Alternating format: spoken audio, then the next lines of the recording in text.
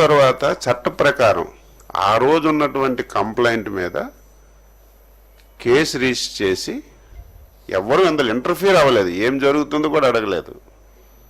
ఎందుకంటే దానికి సీక్రెసీ ఏం లేదు, వీడియోస్ అన్నీ ఉన్నాయి, సీసీ కెమెరా ఫుటేజ్ అంతా ఉంది.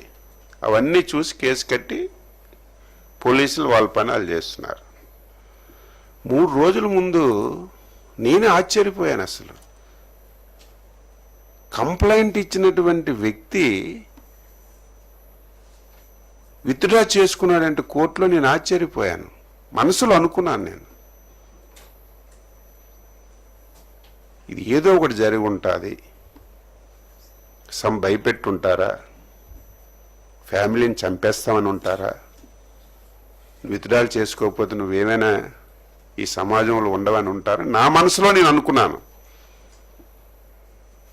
కానీ బయట పెట్టలేదు. నిన్న చూసేసరికి కంప్లైంట్ ఇచ్చిన తర్వాత నేను ఏదనుకున్నాను అదే జరిగింది. ఎక్కడైనా ఉంటుందా? పార్టీ ఆఫీసులో పనిచేసిన వ్యక్తి మీరందరూ కూడా చూశారు. అది నేను ఆ రోజు రాష్ట్ర పార్టీ అధ్యక్షుడిగా ఉన్నాను, చాలా బాధపడ్డాను.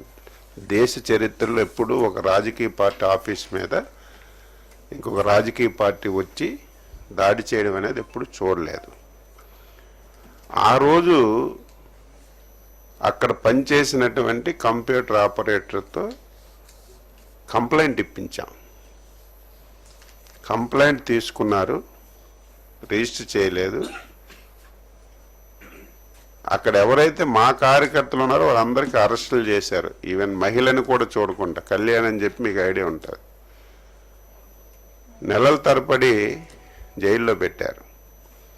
మేము వచ్చిన తర్వాత చట్ట ప్రకారం ఆ రోజు ఉన్నటువంటి కంప్లైంట్ మీద కేసు రిజిస్టర్ చేసి ఎవరు అందులో ఇంటర్ఫియర్ అవ్వలేదు, ఏం జరుగుతుందో కూడా అడగలేదు.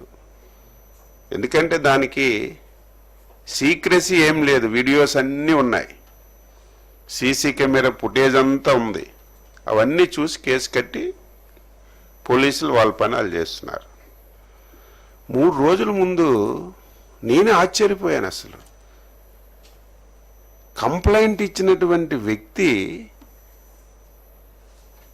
విత్డ్రా చేసుకున్నాడంటే కోర్టులో నేను ఆశ్చర్యపోయాను. మనసులో అనుకున్నాను నేను, ఇది ఏదో ఒకటి జరిగి ఉంటుంది, భయపెట్టుంటారా, ఫ్యామిలీని చంపేస్తామని ఉంటారా, విత్డ్రాలు చేసుకోకపోతే నువ్వేమైనా ఈ సమాజంలో ఉండవని ఉంటారా, నా మనసులో నేను అనుకున్నాను. కానీ బయట పెట్టలేదు.